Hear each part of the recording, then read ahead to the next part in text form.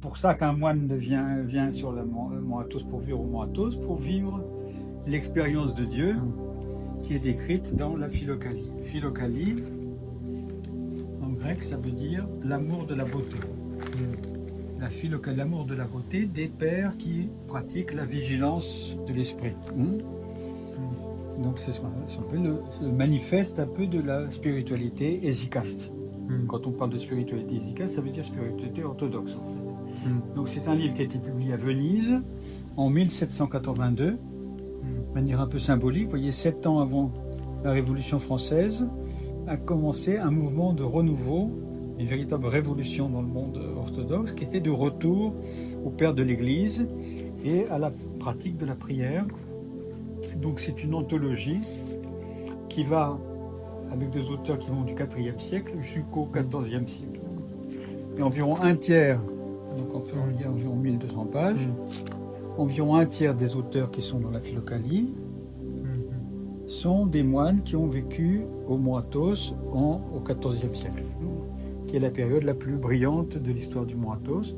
Mais toute la Philokalie, tous les livres spirituels orthodoxes, en fait, parlent de la même chose.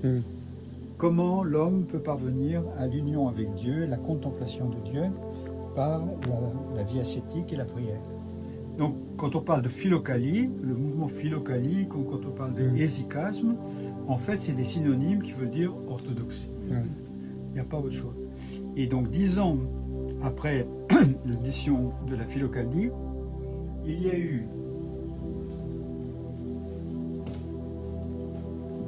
l'édition en slave, en vieux russe, qui a été traduite par saint Païssi Velichkovski. Donc la Philokalie avait été publiée par saint Nicodème Latonite. Donc la Philokalie russe, publiée par saint Païssi Velichkovski, qui a vécu ici à Simonos-Petra comme higoumène pendant quelques mois. Ensuite, il a été en Roumanie. Il avait 1000 moines dans ses monastères. Et donc la Philokalie russe a eu plus de succès encore que la Philokalie grecque. Pendant tout le 19e siècle, c'est ce livre qui a nourri un grand mouvement de renouveau spirituel en Russie jusqu'à la révolution russe de 1917.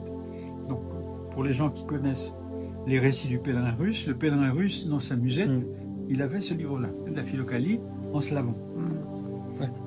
Il avait l'intégralité Et oui, enfin, il y a 2 volumes, même comment il pouvait transporter ça, c'est pas un livre de poche.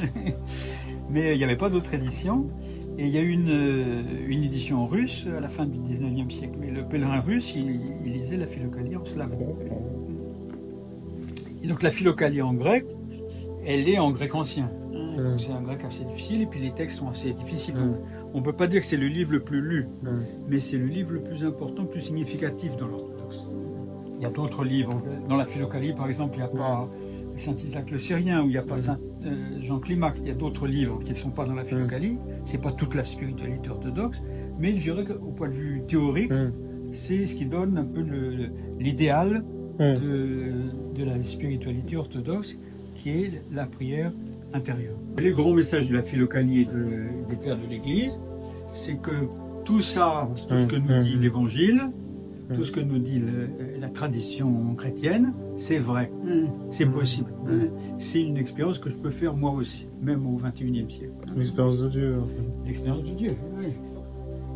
L'amour de Dieu qui n'est pas une idée, mais qui est une expérience vécue. Je ne pense pas que j'aime quelqu'un, mais j'aime quelqu'un. Donc je m'unis à cette personne.